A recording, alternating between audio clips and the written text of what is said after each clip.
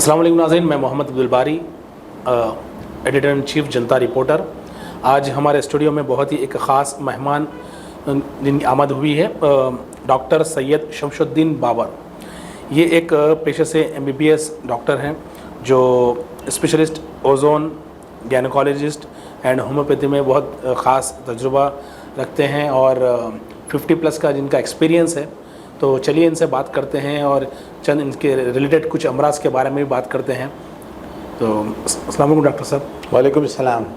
जी doctor साहब, अपने बारे में बताइए, आपकी तालीम के बारे में। मेरी तालीम पूरे हैदराबाद में था मैं शुरू से, और 1972 में MBBS पास किया उस्मानिया मेडिकल कॉलेज से। जी।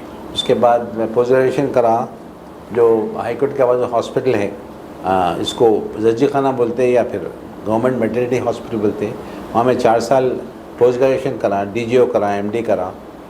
और उसके बाद मेरे थीसिस, MD के थीसिस जो है ना, मेल प्रॉब्लम्स ऑफ इनफर्टिलिटी था, जो मैं अपना मकाला पेश किया, मेल कॉजेस ऑफ इनफर्टिलिटी। उसके बाद फिर मैं बाहर मुल्कों में चले गया, सऊदी अरब गया, क्योंकि वहाँ पर ज़्यादा डिमांड थी मेल गायनेकोलॉजिस्ट की डिमांड थी। तो मैं वहाँ गया, अपना प्रैक्टिस शुरू करा, बहुत बिजी था मैं वहाँ पर। और उसके बाद मुझे सेटिस्फेक्शन नहीं आ रहा था कि क्योर कैसा करना। हार्मोन्स दे रहे हैं गायनेकोलॉजी में, इसमें हार्मोन्स दे रहे हैं, लेकिन मैं वॉज नॉट सेटिस्फाइड। मैं जर्मनी गया, लंदन गया, और लंदन से अपना होम्योपैथिक क्वालिफिकेशन करा, वहाँ की मेंबरशिप पास करा। उसके बाद अपनी तरफ से तकरीबन 20-25 इंटरनेशनल कॉन्फ्रेंसेस अटेंड करा 1980 से अब तक। ओके। लास्ट टाइम भी मैं गया था टर्की 2 साल पहले, और अभी भी जाने का है टर्की, लेकिन टाइम नहीं है मेरे को, इसलिए अब के नहीं ऐसा करूँ ये साल। इस तरह से 20-25 साल में हर साल कॉन्फ्रेंस अटेंड करा, हर जगह की। ओके। उसके बाद सेटिस्फेक्शन आया कि treatment with homeopathy is better than allopathy. और आपको बता दूं मैं कि एलोपैथी जहाँ ख़त्म होती है, होम्योपैथी शुरू होती है। It's not easy job. Homeopathy ये मत समझिए कि बहुत आसान है, ये है वो है, गलत बात है। बहुत मुश्किल सब्जेक्ट है, समझना ज़रूरी है इसको ट्रीटमेंट करने के, सही ट्रीटमेंट करने के लिए। तो मैं इंशाल्लाह अब ज़रा परफेक्शन आ गया है, तो अभी कर रहा हूँ प्रैक्टिस, अल्हम्दुलिल्लाह। तो डॉक्टर साहब, हम शुरुआत अगर जोड़ों के दर्द से करें, ये बहुत एक आम मौजू है बड़ों में। जी। तो अगर जोड़ों का दर्द ये अक्सर होता क्यों है? देखिए, जोड़ों का दर्द, जो घुटने हैं, घुटनों का दर्द जो है ना, एक्चुअली मिसनोमर है कि घुटने ज़्यादा चल गए, वो कर दिए, बुढ़ापे सो रहा नहीं। राइट का घुटना पेट के अमराज से होता है, लेफ़्ट का घुटना लीवर के अमराज से होता है। तो मैं लीवर को, पेट को ठीक करता हूँ तो घुटने भी ठीक होते हैं। ओके। और इसके अलावा दूसरी चीज़, मैं जर्मनी गया, तकरीबन 20 वक्त गया जर्मनी, और एक ट्रीटमेंट है जर्मनी में 60-70 साल पुराना, ओजोन से ट्रीट करते हैं वो लोग। और ओजोन जो गैस है, O3 है, ऑक्सीजन के 3 मॉलिक्यूल्स हैं इसमें। और आप ओजोन मशीन में फीड करें तो ओजोन, ऑक्सीजन फीड करें तो ओजोन निकलता है। तो ओजोन को आप सिरिंज में भर के छोटे छोटे इंजेक्शंस आप जॉइंट्स में दे सकते हैं, घुटनों में दे सकते हैं, गर्दन में दे सकते हैं, या शोल्डर में दे सकते हैं। डिस्क जो प्रॉब्लम होता है कमर का, जिससे शियाटिका अरकुनेसा जो बोलते हैं, उसमें दे सकते हैं। तो बहुत फ़ायदे होते हैं इसके। तो इस तरह से मैं इसको एक्सपर्टाइज कर लिया मैं जर्मनी जाके, और वहाँ यूरोपियन यूनियन का मैं डिप्लोमा होल्डर भी हूँ, पेरिस का। और अल्हम्दुलिल्लाह मैं आजकल, आज से क्या पता, 20 साल से दे रहा हूँ लोगों को, सबको फ़ायदा है जोड़ों के दर्द का। और अगर ज़्यादा घटिया का दर्द है, जोड़ों का दर्द है, पुराना जो हो चुका है, तो उसको मैं ओरिजिनल ब्लड में देता हूँ, बहुत फ़ायदा होता है उससे। देखिए, कोई साइड इफेक्ट नहीं है? नहीं, साइड इफेक्ट बिल्कुल नहीं है, ज़ीरो। ऑक्सीजन का मॉलिक्यूल से साइड इफेक्ट नहीं है उसके अंदर। देखिए, प्रॉब्लम क्या होता है जोड़ों में, पेन किलर्स खाते, दर्द कम करने की गोलियाँ खाते, गोलियाँ खाते खाते खाते खाते गुर्दे ख़राब, लीवर ख़राब, पेट ख़राब। इस तरह से साइड इफेक्ट दवाइयों से होता। घुटने तो अपनी अपने की जगह दर्द करते रहते, जोड़ा दर्द करते रहते, लेकिन नुकसान जो है ना, दवाइयों से होते। स्टीरॉइड देते, कॉर्टिसोन देते, विच इज़ वेरी बैड। इस तरह से आप ये जो इलाज हैं, ओजोन के हैं, होम्योपैथी के हैं, अब आयुर्वेदिक वाले भी क्लेम करते हैं, ठीक है, आयुर्वेदिक के क्या क्या इंग्रेडिएंट्स हैं, क्या क्या दवाएं, मेरे को तो नहीं मालूम, लेकिन केमिकल्स नहीं यूज़ करना। जितने केमिकल्स कम यूज़ करेंगे आप सेफ रहते, बॉडी सेफ रहती है आपकी। ओजोन है क्या डॉक्टर साहब ये? Ozone is a gas which is outside the earth. अल्लाह ताला जो है करा है, अर्थ के अतराफ में ओजोन रखा है ताकि हार्मफुल जितने भी यूनिवर्स की चीज़ें हैं हार्मफुल ज़मीन के अंदर आना नहीं। तो there is a protective layer gas की, और उससे that is anti bacterial, anti parasitic, anti viral, anti ultraviolet and infrared rays, जो भी हार्मफुल चीज़ें आते हैं ओजोन उसको नहीं आने देता। इस तरह से जर्मनी में तहक़ीक़ हुई, रिसर्च हुआ 70-80 ईयर्स बैक, उन्होंने बोले ozone gas can be used for medical treatment in the body. तो वो निकाले वो, तो मैं गया जाके पूरा 15-20 साल से सीखा, बहुत अच्छा मज़ा आया। अभी भी लास्ट में भी गया था मैं, क्रासनॉक बल्कि एक जगह है, 2 साल पहले गया मैं, कॉन्फ्रेंस में अटेंड करके आया। तो अभी जो ये हॉस्पिटल्स में, दूसरे अगर हॉस्पिटल की बात करें हम, तो इसमें जोड़ों के दर्द के लिए जैसे कि घुटने का ख़ास तौर पे रिप्लेस करने की जो बात, देखिए रिप्लेसमेंट वगैरह जो है लास्ट स्टेज में आता है।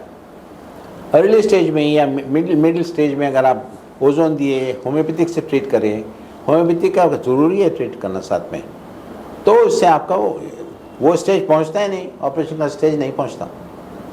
इस तरह से अब डिस्क का है, कमर का है, सियाटिका है, शोल्डर स्टिफ हो जाते बाद वक्त, फ्रोजन शोल्डर, नेक में प्रॉब्लम शुरू हो जाता।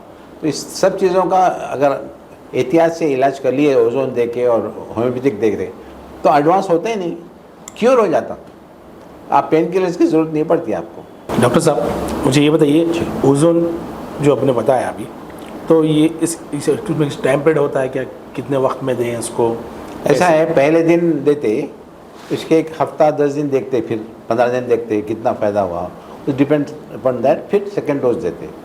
तो बाज़ मरतबा बाज़ लोगों को 2-3 इंजेक्शंस का फ़र्क पड़ जाता है पूरा कंप्लीट। जो चल नहीं सकते थे उन्हें चलना शुरू करते, जो उठना बैठना नहीं कर सकते, वो कुछ नीचे बैठ के उठ नहीं सकते थे, उन्हें उठना बैठना शुरू करते। खड़े ना, शियाटिका जो रहता अरकने सा, जो कमर की दर्द से होता, वज़न उठाने से होता, वो भी जो है ना इतने 3-4 इंजेक्शन के अंदर फ़ायदा हो जाता।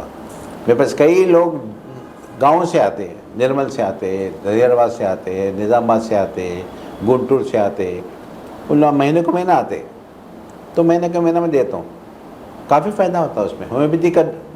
होम्योपैथिक दवाएँ 1 महीने तक चलते रहते हैं, और इंजेक्शन के लिए ना कभी कभी आता। तो कम से, तो ये जड़ से ख़त्म हो जाएगा क्या? जड़ से ख़त्म होता, कौन सी भी एज में रहे वो, कौन सी भी एज में रहते हो, मगर स्टेज जो है ना आखिरी स्टेज नहीं रहना, इनिशियल एंड मिडिल स्टेज रहना, तो ठीक हो जाता। ओके।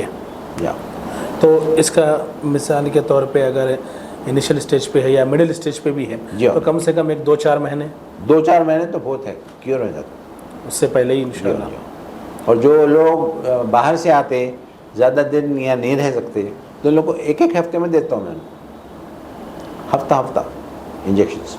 अच्छा, तो डॉक्टर साहब जब आपने इतनी बात बता दी, तो इसके खर्च के बारे में भी कुछ ज़्यादा होता है क्या? खर्च मैक्सिमम 5,000 होता है, मैक्सिमम 3 भी हो सकता है, 4 भी हो सकता है, 2 भी हो सकता है। मैं ज़्यादा चार्ज नहीं करता, अलबत्ता यही जो है बाहर के मुल्कों में इधर उधर जो है ना बहुत ज़्यादा चार्ज करते हैं लोग, लेकिन मैं अपने हैदराबाद के हिसाब से आई डोंट चार्ज मच। के लोग जो है कई सालों साल से परेशान रहते हैं इस बीमारी से, तो उसका इलाज सिर्फ एक 4 से 5 हज़ार के अंदर हो जाता, मुकम्मल हो जाएगा समझिए, पर सिटिंग। चलिए इंशाल्लाह डॉक्टर साहब, और एक ये तो बात हो गई कि भाई उसका इलाज कैसे हो जाएगा, बट मुझे ये बताइएगा कि अगर हम इन जोड़ों के दर्द से बचे कैसे? हाँ, उसका क्यों कैसे करें? बचना है, इसे लॉन्ग प्लानिंग, आपकी ग़िज़ा, आपका चलना फिरना सब ठीक रहना। ज़रा खाना खा के एकदम जो है सो गए, या फिर ज़रा चले फिरे नहीं, शुरू से अगर आप अच्छा, उससे पहले क्या है, खेल कूद में रहना। इंसान जो जवान रहते अच्छी हल्की फुल्की एक्सरसाइज करते रहना। जैसा मैं स्विमर था, स्टेट चैम्पियन था, तो मेरी स्विमिंग ज़बरदस्त थी उस ज़माने में, और मेरी एक्सरसाइज वगैरह भी बहुत अच्छी थी। तो उसमें एक्सरसाइज करना नहीं कर सकते, एटलीस्ट वॉक करना अच्छा खासा, और फिर अच्छा खासा का मतलब नॉट मोर देन 3 किलोमीटर्स, ज़्यादा नहीं करना, जिससे घुटने ख़राब होते हैं वो होते हैं। और फिर खाने में बहुत एहतियात करना। आप ज़्यादातर बसियारखोरी जो बोलते हैं उर्दू में, खा रहे सो खा रहे हैं, खा रहे सो खा रहे हैं, should not do that. Medium खाना आप या कम खाना, और जितना पानी ज़्यादा पिए उतना अच्छा है। लीवर आपका ठीक रहना, पेट आपका ठीक रहना, तो ये घुटनों का दर्द, इसका दर्द नहीं होता। लॉन्ग टर्म प्लानिंग अगर करें, आप एहतियात करें ग़िज़ा के बारे में और वॉक के बारे में, और नींद भी अच्छी होना 6-7 घंटे, तो इससे आपके बीमारियां नहीं आते। अगर आप, और एक चीज़ है, अगर आप जो है ना सरकार सल्लल्लाहु अलैहि वसल्लम, मोहम्मद रसूलुल्लाह सल्लल्लाहु अलैहि वसल्लम की अगर हदीस पे चले तो आपको बीमारियां नहीं आते। बेशक बेशक, वो तो बड़ा बस खाने के आधे घंटे के बाद पानी पीना, और अच्छा खासा पानी पीना, उससे खाना हजम हो जाता है, एसिडिटी नहीं होती, ये नहीं होती। तो कई चीज़ आप देखिए, आजकल के जो अपने हैदराबाद के जो कल्चर हो गया, बहुत ख़राब हो गया। 11-12 बजे दूल्हा आता, 12-1 बजे खाना खाते, ऐसा खाना खाते माशाल्लाह के जो नहीं बोल सकते आप, उसके अंदर पूरा 8-10 चीज़ें एक साथ खा लेते। जी हाँ जी हाँ। फिर ऊपर से 3-4 वक्त मीठा खा लेते, फिर ठंडा ठंडा कुछ तो भी चीज़ पीते उस वक्त, जो बिल्कुल हराम है। गरम कुछ पीना ठीक है, चाय वाय पी लिए, सादी चाय पी लिए, लेकिन जो ठंडा सर्व करते खाने में, बर्फ़ का पानी सर्व करते हैं, विच इज़ वेरी बैड, आप बर्बादी है पेट की। तो कम खाना, और खाते मत सो जाओ, 1-आधे घंटे के बाद जो है ना अच्छा खूब पानी पी के आप सो सकते हो, बीमारी नहीं आती इससे।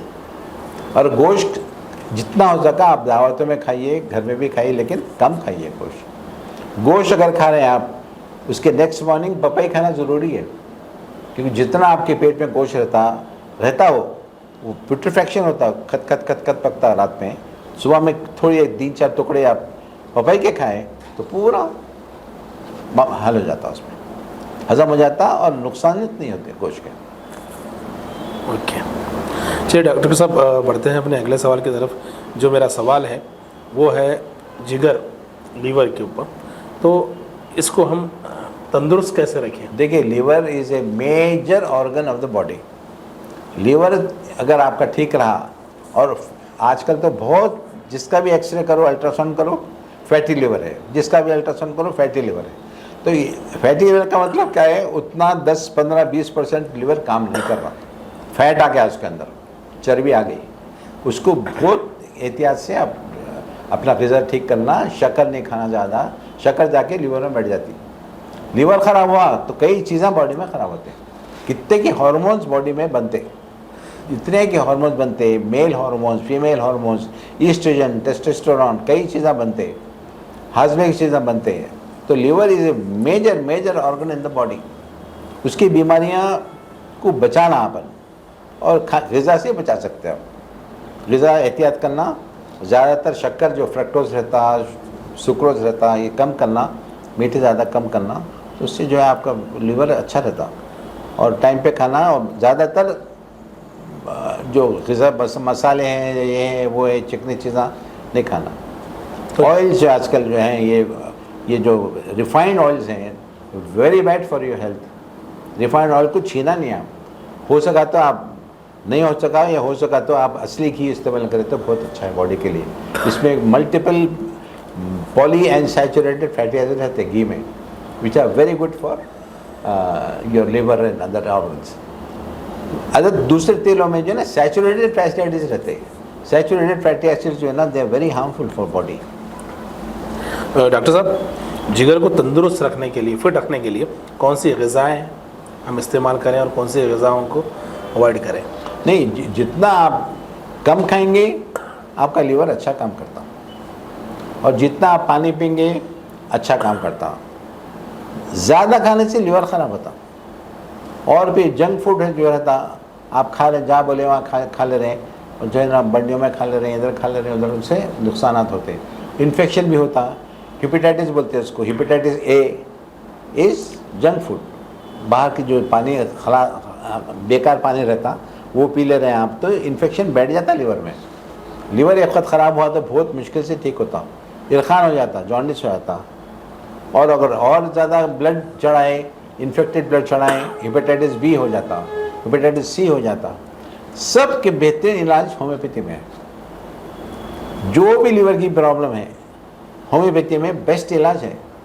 लीवर की जो स्पेशलिस्ट थी वर्ल्ड की, उसका नाम था शीला शेरलॉक, लंदन में थी उन्हें, और उन्हें आखिरी वर्ड मरने से पहले ये बोली कि एलोपैथी में लीवर का इलाज नहीं है, होम्योपैथी में इलाज है, बल्कि मर गए थे। उसका आप उसके इंटरनेट पर मार के देख लीजिए उन्हें क्या बोली।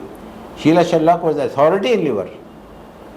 तो होम्योपैथी में बेस्ट इलाज है इसमें, और आई कैन गारंटी दैट जितना गॉल ब्लैडर, बास गॉल ब्लैडर में स्टोन्स आते हैं, वो गॉल ब्लैडर निकाल के फेंक देते हैं, गलत बात है। गॉल ब्लैडर क्या है, कुछ भी नहीं, लीवर का मादा है वो जो जम गया, उसको आप घोल सकते हैं लीवर के इलाज से, गॉल ब्लैडर के इलाज से खोल सकते हैं। जॉन्डिस भी आप बेहतरीन इलाज कर सकते हैं।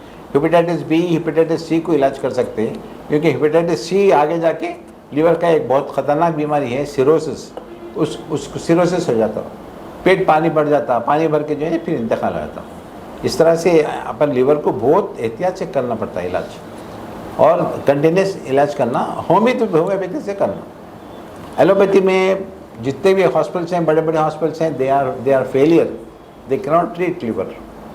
बात बोलते हैं इलाज लीवर ट्रांसप्लांट कराओ, इतना महंगा ट्रांसप्लांट है, एक टुकड़ा डालते छोटा सा 70-80 लाख रुपए का, कैसा कौन क्या करेंगे बोला, दे कैन नॉट अफोर्ड। तो उतना स्टेज आना ही कहीं को, पहले से एहतियात कर लिया अपन तो वो स्टेज नहीं आता।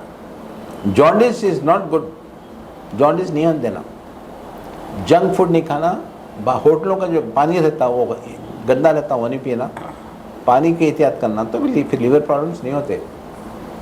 अच्छा डॉक्टर साहब, हम अपने आगे के सवाल की तरफ बढ़ते हैं। इसमें है कि ये ब्रेन स्ट्रोक, ठीक है, ये फालिज जो होता है, तो इसके बारे में कुछ। ब्रेन स्ट्रोक अगर फौरी तरीके से इलाज कर लिए, जैसे मेरे पास है, मैं सौों से पेशेंट को ठीक कर दिया ब्रेन स्ट्रोक के बदले, मगर उन्हें फ़ौरन आना मेरे पास, उनके रिश्तेदार फ़ौरन भाग के आना के 1 हफ्ते के अंदर ही आ जाना के जो है ऐसा स्ट्रोक हो गया। जितनी जल्दी आए, जैसे कल हुआ आज आ गए, तो बहुत फ़ायदा है। और होम्योपैथी की दवाई से जो 100% वापस ठीक हुआ। मेरे पास ऐसे ऐसे एग्जाम्पल्स हैं, नामों के साथ, फ़ोन नंबरों के साथ बोल सकता हूँ आपको मैं, कि मैं आए मेरे पास, मैं दवाएँ शुरू करा, लेकिन ये जितने भी हॉस्पिटल्स हैं, ICU में रहते पेशेंट्स वो ब्रेन स्ट्रोक वाले, लेफ़्ट का पैरालिसिस, राइट का पैरालिसिस, बेहोश, कोमा में जाते, इन लोगों को मैं ठीक कर सकता हूँ फ़ौरन दवाएँ होम्योपैथी के ड्रॉप्स दे के। और ड्रॉप एक खतरा अगर आधे घंटे से आप 7 दिन दिए, 5-6 किस्म की दवाएँ हैं दिए, तो ना उठ के बैठ गए, ख़त्म, चलना शुरू करते। तो जितनी जल्दी स्ट्रोक का इलाज हुआ उतनी जल्दी फ़ायदा होता। और एक आजकल न्यूयॉर्क में यहाँ पे भी शुरू हुआ कि अगर स्ट्रोक हुआ, ब्लीडिंग हो रही ब्रेन में, या क्लॉट आ गया अंदर, तो ये एक नाली पास करते हैं, यहाँ से नाली पास करके सीधा ब्रेन को जाके वही एरिया को स्टिमुलेट करते, या क्लॉट को रिजॉल्व कर देते, या क्लॉट को खींच लेते, या नहीं तो ब्रेन को रोक देते, या हेमरेज को रोक देते।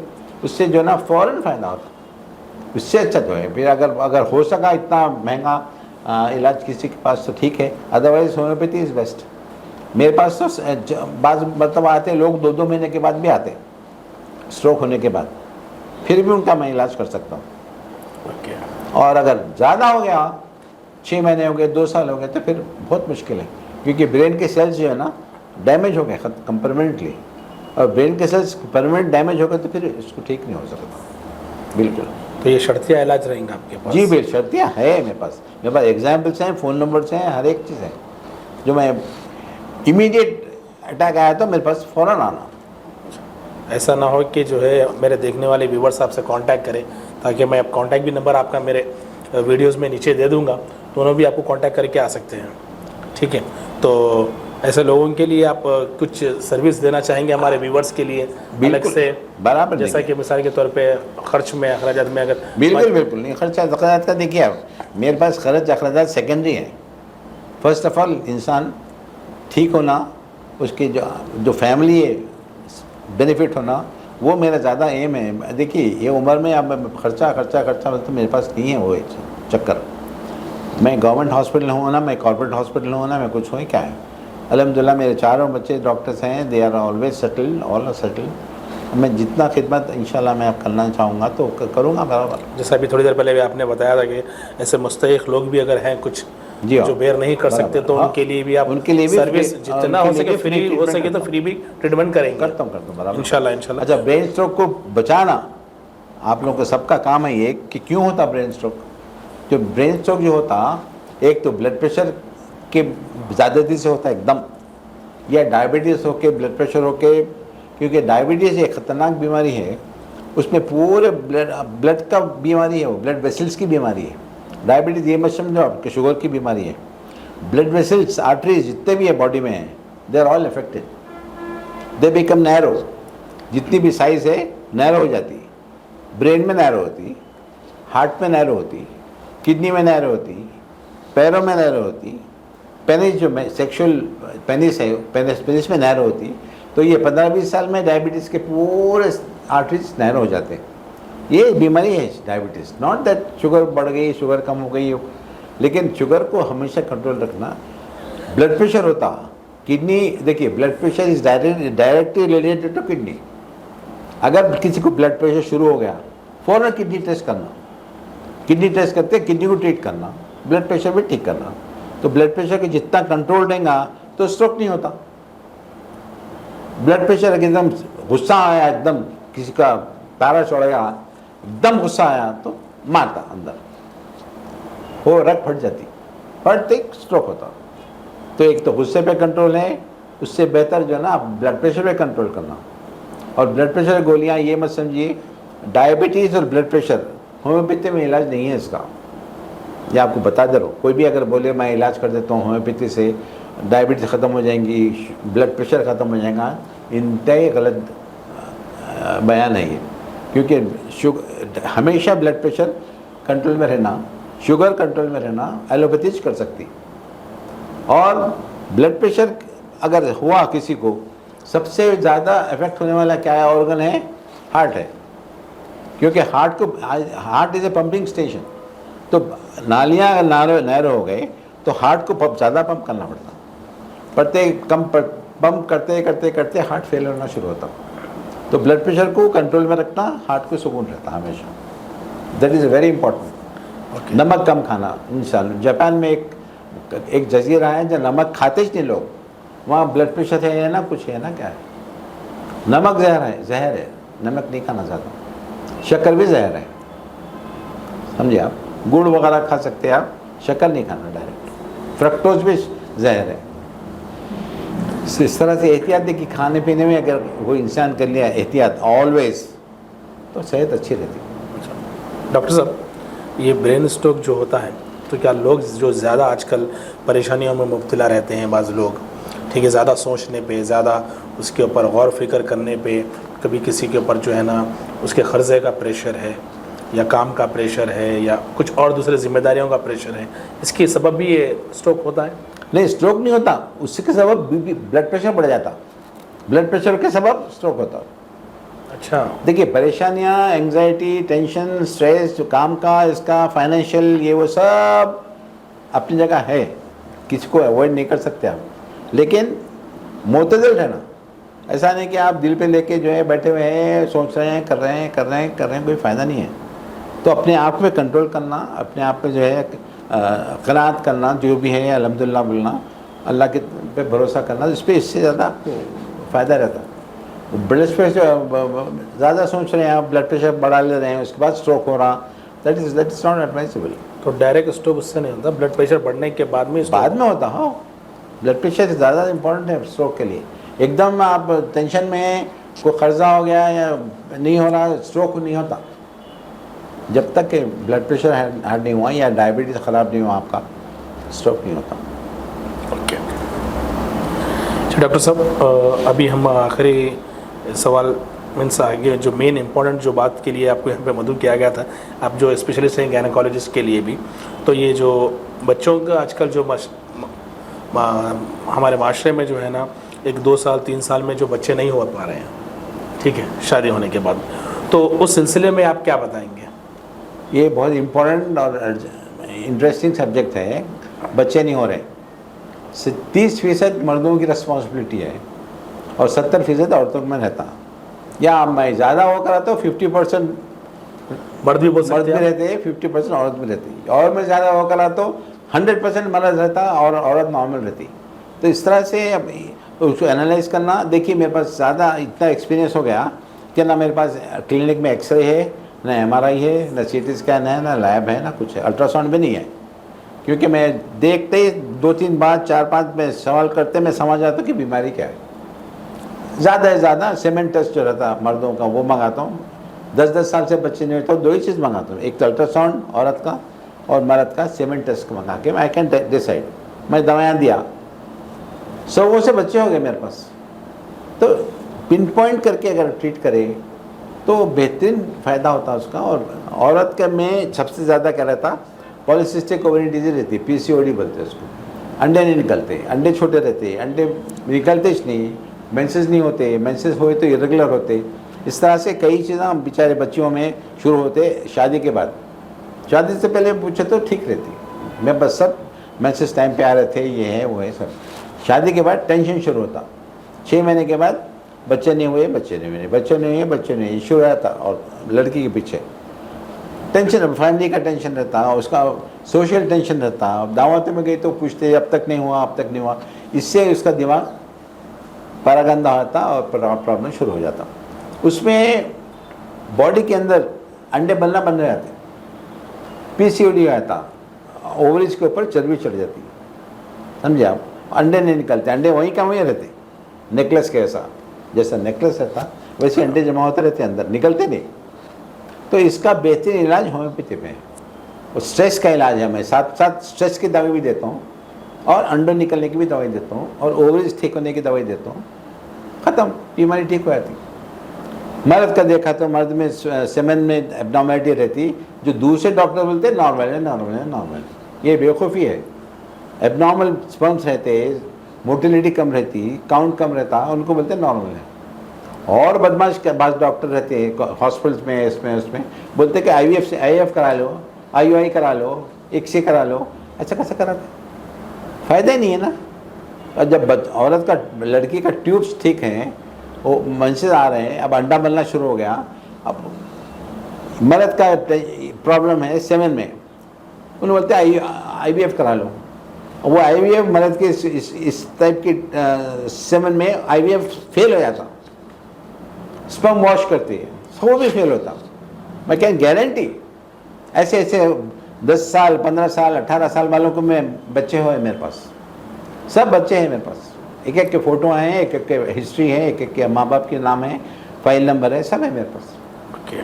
तो आई कैन गारंटी दैट ये सब चीज़ें थोड़ा अगर बैठ के ठंडे दिल से आप देख लिए, एनालाइज कर लिए, ट्रीटमेंट कर दिए तो बच्चे हो जाते। ऐसा बहुत मेरे पास बहुत ट्रीटमेंट हुए हैं।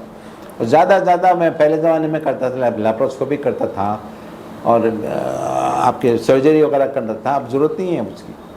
लैप्रोस्कोपी तो वो ज़माना था जब मैं होम्योपैथी में मास्टर नहीं था। अब मेडिकल तरीके से आप इसका भी शर्त इलाज होम्योपैथी में है आपके पास? 100% है। जितना भी गायनेकोलॉजी है, जितनी गायनेकोलॉजी है, औरतों की बीमारियां हैं, मेंस्ट्रुअल प्रॉब्लम्स है, ये वो है, हर चीज़ में होम्योपैथी से ट्रीट कर देता हूँ।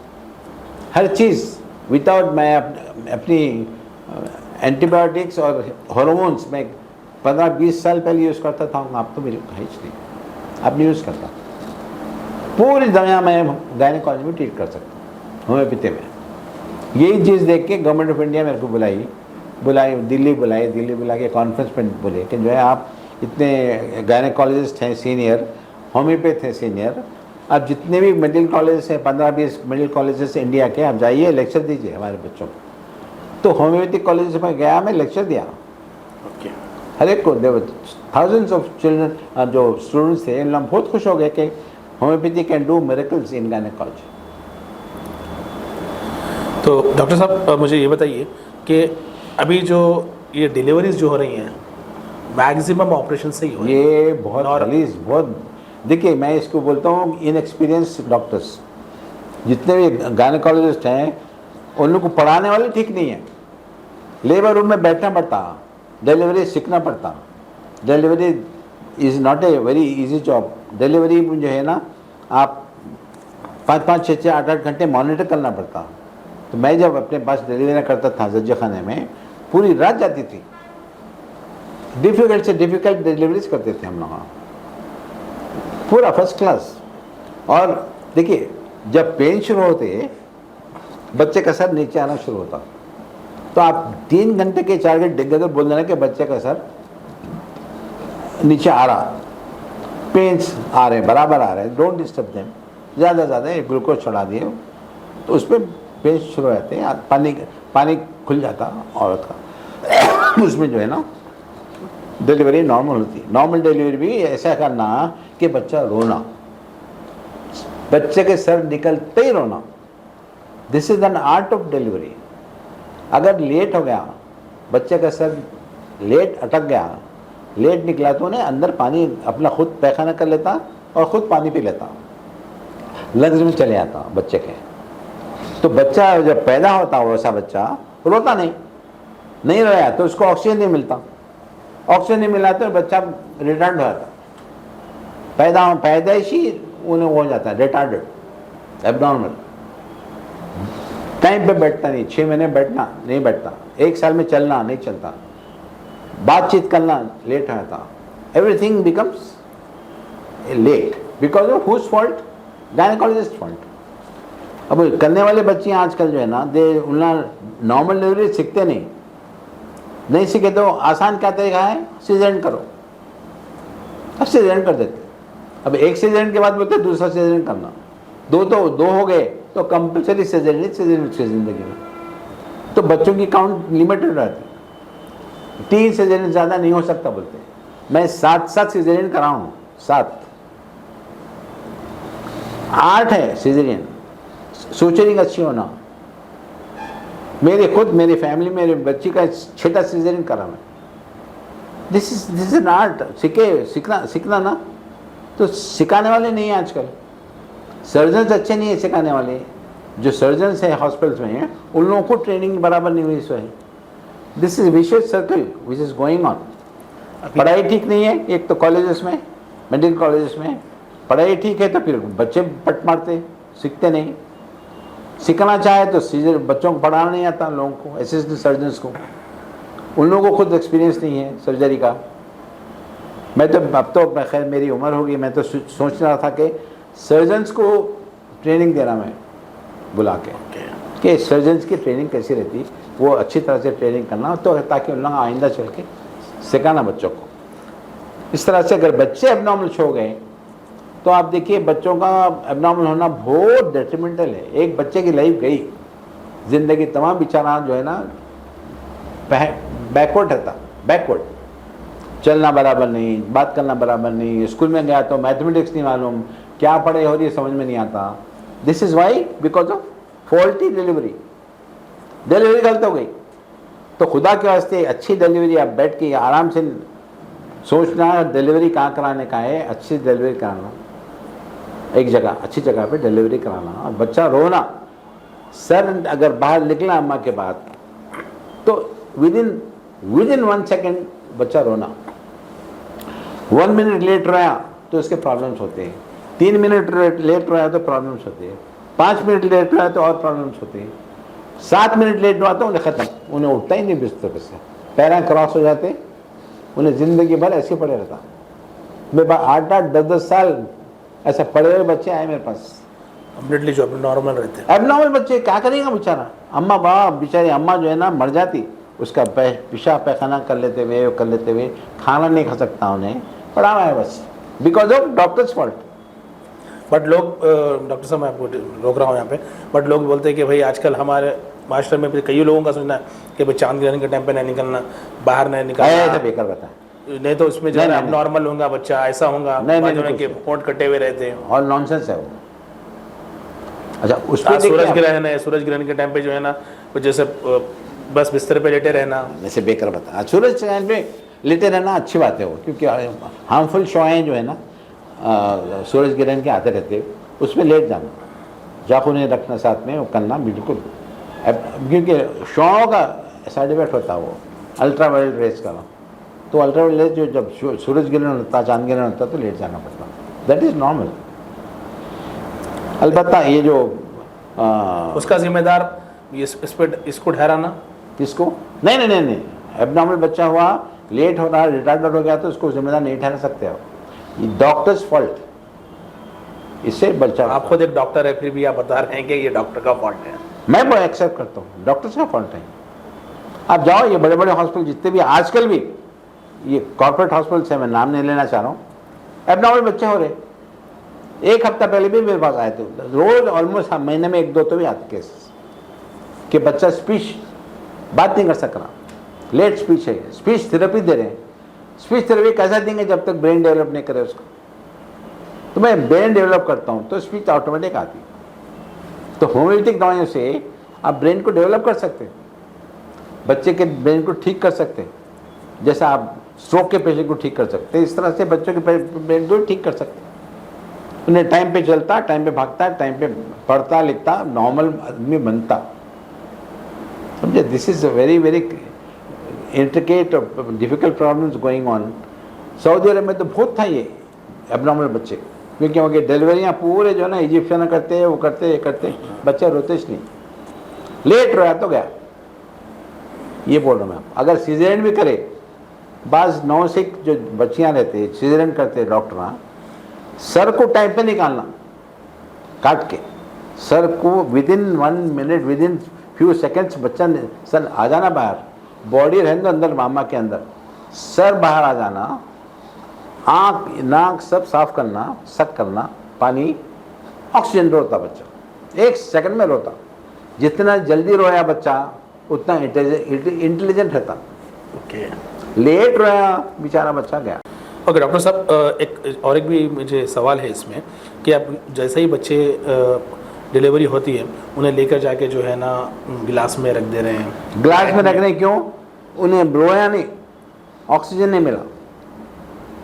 रोना तो ग्लास में ऑक्सीजन भर देते, ऑक्सीजन डाल देते वहाँ पे, तो क्या फ़ायदा बोलिए। पहली cry is important, not late cry. Late cry बोलते हैं इसको, लेट रोना इट्स नॉट गुड। 5 मिनट के बाद रोना शुरू करा, क्या फ़ायदा? फ़ायदा नहीं। ओके, तो डॉक्टर साहब अब मुझे और एक भी बात बताइए आप कि अभी जो बच्चे ज़्यादातर अब नॉर्मल हो रहे हैं, नॉर्मल पैदा नहीं हो रहे हैं बच्चे, तो उसकी वजह सीजेरियन। तो सीजेरियन तो एक तो कमर्शियल है, दूसरा जो है ना कुछ डिलीवरी बराबर करना नहीं आता। अच्छा, एटलीस्ट सीजेरियन कर रहे हैं करो, सर को जल्दी निकालो। वो सर निकालना भी एक आर्ट है, जो काटे हिस्सा रहम को अब काटे, बच्चे का सर आया, उसको निकालने का नैक रहना ना, ऊपर से नर्स को बोलते हो ढकलो ढकलो ढकलो ढकलो, यहाँ ढकलो ढकलो ढकलो, उंगली ऊपर चढ़ जाती है टेबल के ऊपर ढकलती, वैसे नहीं करना ऐसा है। एक खाली से एक हल्का फोर्सेप लिए डाले अंदर, बच्चे को निकालिए। और आपने बताया कि अभी आपने 6 से 7 भी सर्जरियाँ की है डिलीवरी केसेस में। 7 यस। अभी तो लोग जो है ना 3 से 4 पे ही महदूद कर दिए, क्योंकि करना नहीं आता, सूचरिंग बराबर नहीं आती। अगर सूचरिंग अच्छी करे, टेढ़े बढ़ेंगे, सूचर्स नहीं मारे, तो यूट्रस वगैरह सब चीज़ नॉर्मल रहती। मैं 5वां छीटा करा भी तो मेरा ही ऑपरेशन, छीटे वक्त करा अंदर, ऐसे दिखता कुछ होश नहीं, सब टिश्यूज अपनी जगह पे साफ रहते। ज़्यादा गलत करे तो अंदर तो गिचियाँ पड़ जाते पूरे। ऐसा नहीं, ऐसा है, it's all training, it's all good training in college. Doctor साहब क्या इसका असर बच्चे पैदा होने के बाद भी उनके दिमाग पे इस पर पड़ता है कि अगर डिलीवरी सही नहीं हो पाई तो उनकी? फिर वही था ना, बैकवर्ड चिल्ड्रन किसको बोलते हैं? उन्हें बेचारा मैथ्स नहीं कर सक रहा बराबर, समझ में नहीं आता मैथ्स।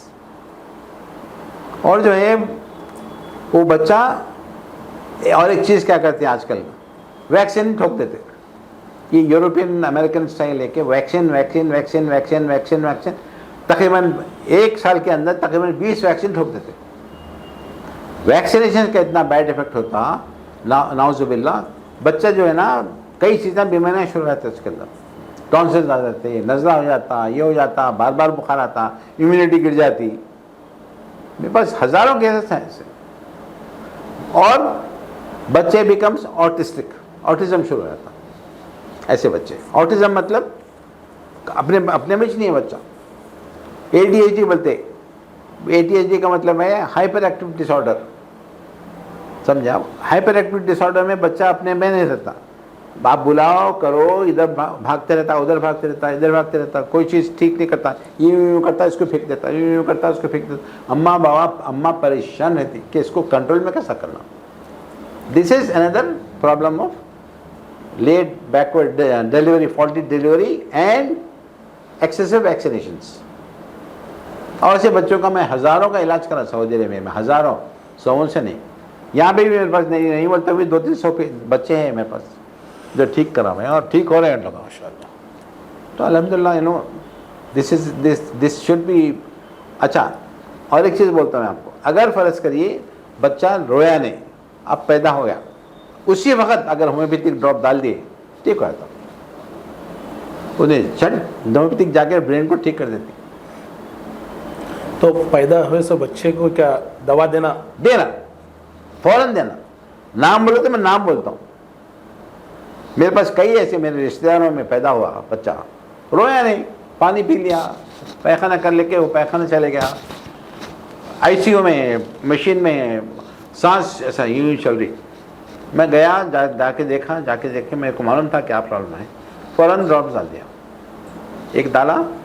उसके बाद जो है नर्स को बोला कि जो है ना ये इसको ये डालते रहो, हर 15 मिनट में ये दवाइयाँ खतरे है, खाली ड्रॉप्स डालते रहो। नर्स परेशान थी, डाल दी, ठीक हो गया बच्चा अल्हम्दुलिल्लाह। डॉक्टर साहब, अगर मैं डिलीवरी के रिलेटेड भी एक सवाल और पूछूं तो नॉर्मल डिलीवरी के लिए औरतों को किन चीज़ों की तदाबीर करनी चाहिए? कुछ नहीं कर सकते, जो नॉर्मल हेल्दी काम काज है घर का वो करना, 7 महीने के बाद भी छोड़ना नहीं, लेटे नहीं रहना, घर का काज करते रहना, तो स्ट्रांग रहते मसल्स। उसके बाद और क्या चीज़ बोलना था, मैं कुछ बोल रहा था, देखिए अभी।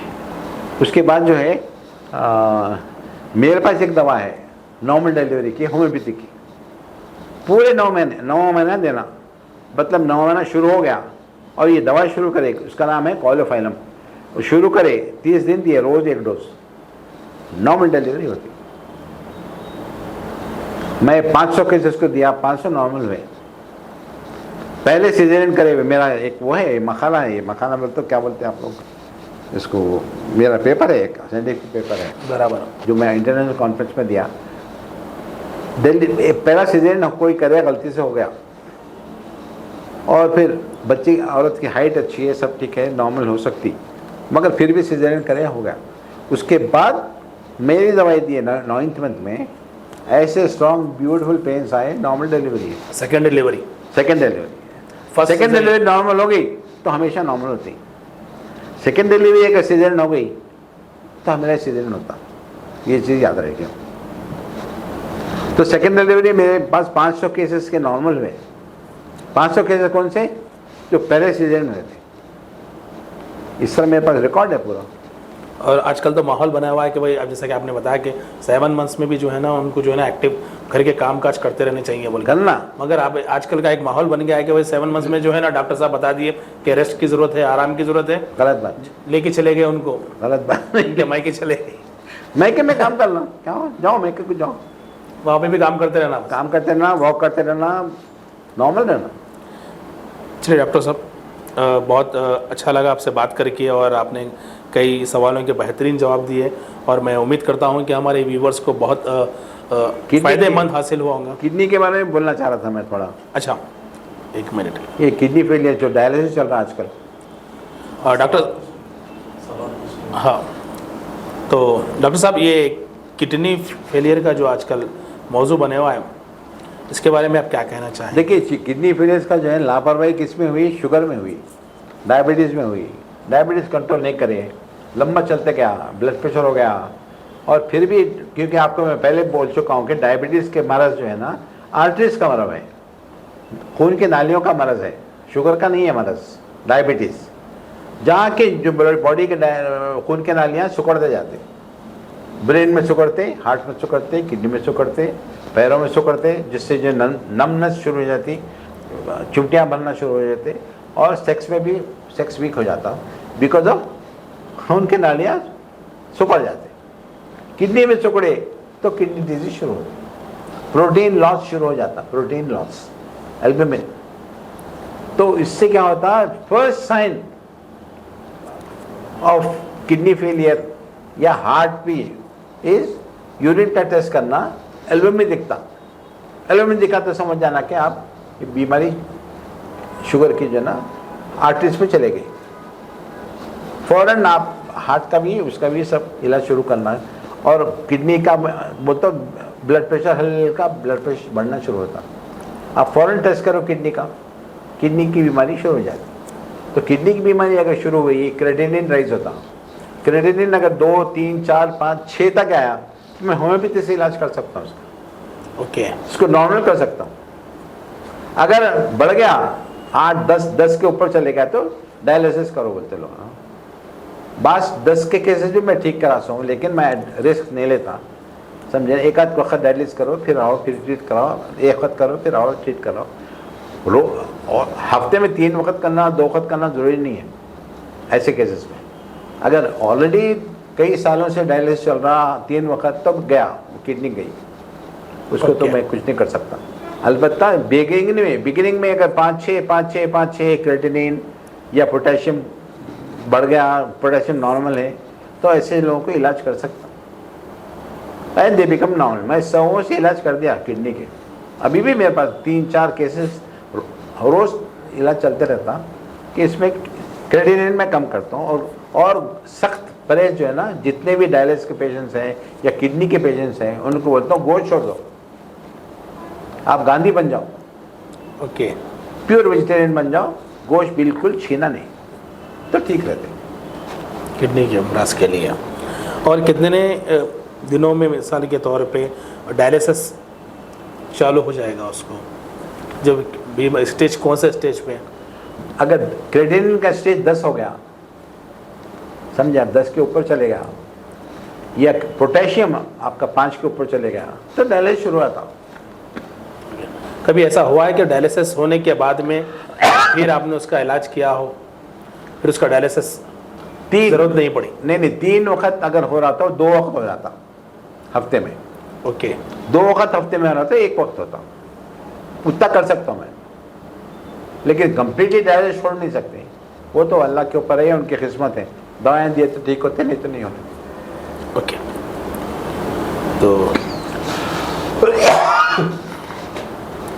तो चलिए डॉक्टर साहब, बहुत बहुत शुक्रिया आपका हमारे स्टूडियो में आने के लिए, और हमारे व्यूवर्स को आपने बहुत ही अच्छी अच्छी बातें बताई। और उम्मीद इंशाल्लाह फ़ायदा हुआ लोगों का सुन के, तो आई एम ऑलवेज देयर। तो मैं मेरे व्यूवर्स से गुजारिश करता हूं कि इस वीडियो को ज़्यादा से ज़्यादा पहुंचाए लोगों तक, उन ज़रूरतमंद लोगों तक।